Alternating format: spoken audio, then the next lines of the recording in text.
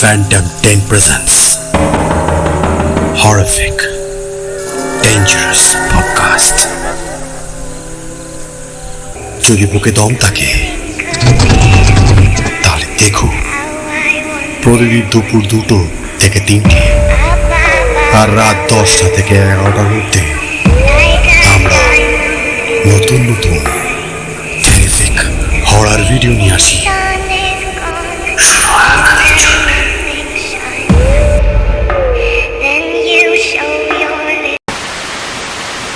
স্বাগতম আমাদের আজকের বিশেষ পর্বে।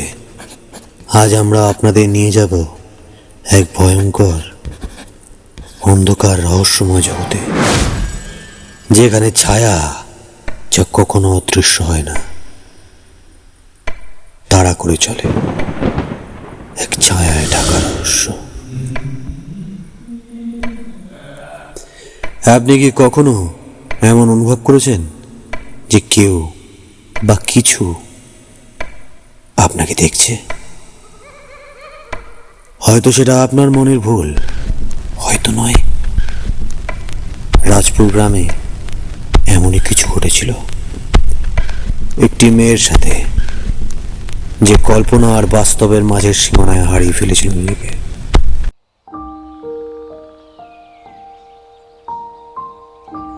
অপর্ণা একজন শহরের মেয়ে, এসেছিল রাজপুরে তার গবেষণার জন্য।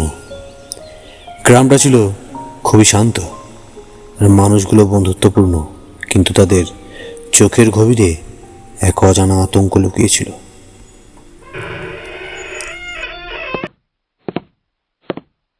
এখানকার পুরনো গল্পগুলো আমাকে খুবই আকর্ষণ করছে, কিন্তু এরা সবাই কেন এত চুপচাপ?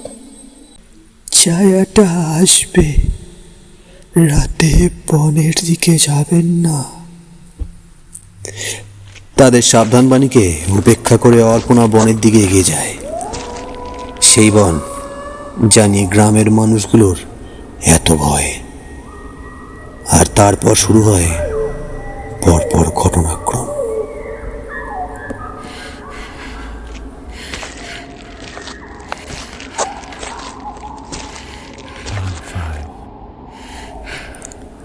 এক অন্ধকারের রাত, হঠাৎ অর্পণ অনুভব করে তাকে কেউ বা কিছু অনুসরণ করছে।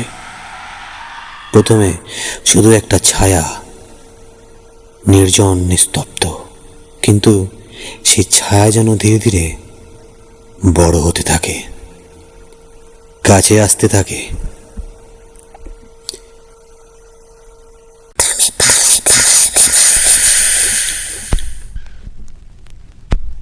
ছায়াটা তা মানুষের মতো নয়, তা এক শূন্যতা, যার কোনো আকার নেই, কিন্তু একটা মারণ দৃষ্টি আছে।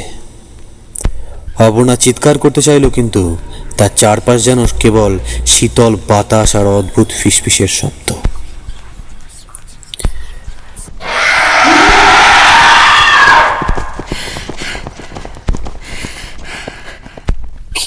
কে আছো? কে? এটা ছিল কেবল ছায়া নয়, আরো কিছু ছিল তার সাথে। একটা অশুভ উপস্থিতি, বিকৃত মুখ, জলজলে সবুজ চোখ। অর্পণা দৌড়ে পালাচ্ছিল, কিন্তু তবু সেটা তাকে ছাড়ছিল না।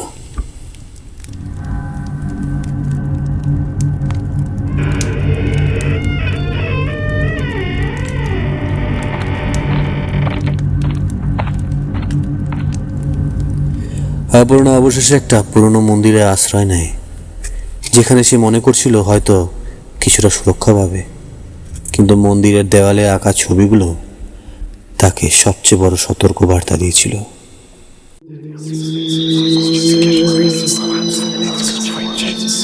এখানেও সেই ছায়া, এটা কি আমাকে কখনো ছাড়বে না? এখন অর্পণার সামনে দাঁড়িয়েছিল সেই মেয়ে, যে অনেক আগেই ছায়ার বন্দী হয়ে গেছে। তার চোখ ছিল ফাঁকা এবং ঠোঁটে ছিল এক ভয়ঙ্কর হাসি। তুমিও আমার মতন বন্দি হয়ে যাবে। অর্পণাকে সেই রাতে পরের থেকে আর কেউ দেখেনি, কেবল গ্রামের পুরনো মন্দির, আর সেই মন্দিরে তার ছায়া দেখা যায়, একটা কালো ছায়া যা আজও নড়ে না। রাজপুরের সেই ছায়া এখনো অপেক্ষা করছে। আপনি কখনো সেখানে যাবেন, শুনতে পাবেন সেই ফিসফিস। সাবধান হন, ছায়া কখনো অদৃশ্য হয় না। তুমি পালাতে পারবে না।